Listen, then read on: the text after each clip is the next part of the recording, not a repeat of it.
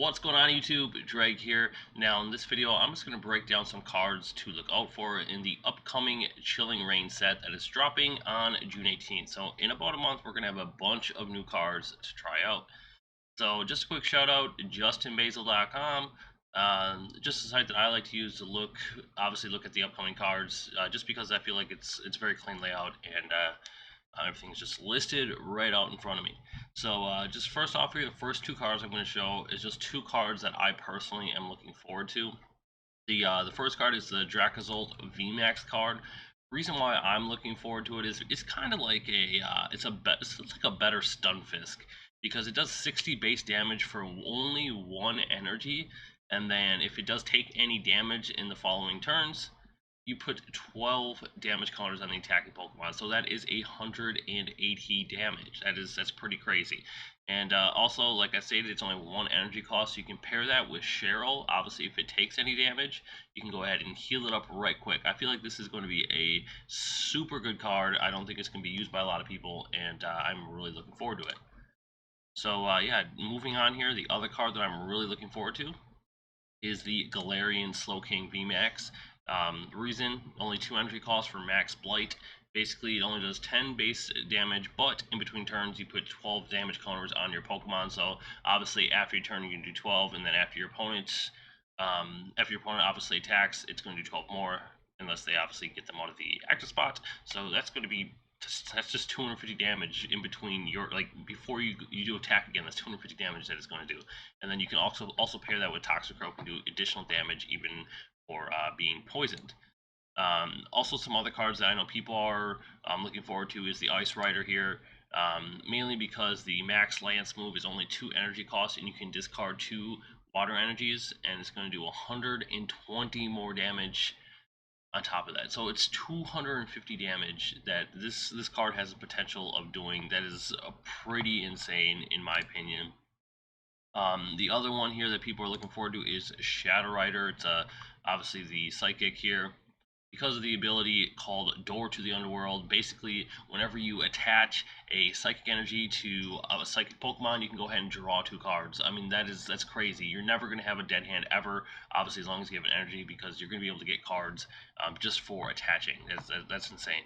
And then they do have a move, Max Geist. Obviously, just 30 more damage for each psychic energy in play, so obviously just using the 3 energies, it's going to do 100, but obviously if you have like 6, 7, 8 energy in play, obviously is when you're going to obviously see it do some real damage. Now, moving on here, another card that is going to be, in my opinion, used a lot is the Sandaconda VMAX, all because of this move here called G-Max Cyclone.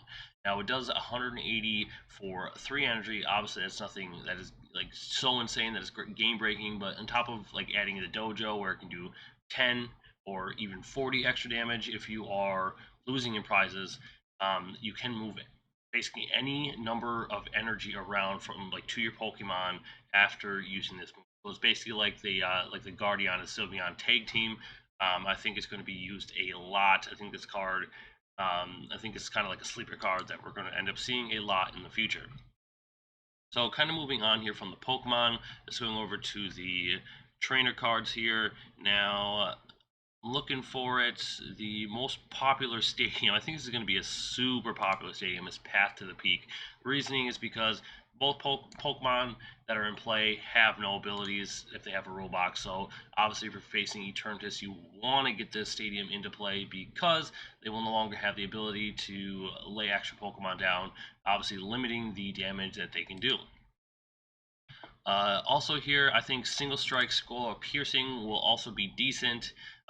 It's 3 energy, yes, but obviously the reasoning is because this damage ignores weakness, resistance, and anything else on your opponent's packed Pokemon. So I believe reading it, I could be wrong. I feel like it'll ignore anything like with Decidueye and stuff like that. I'm assuming.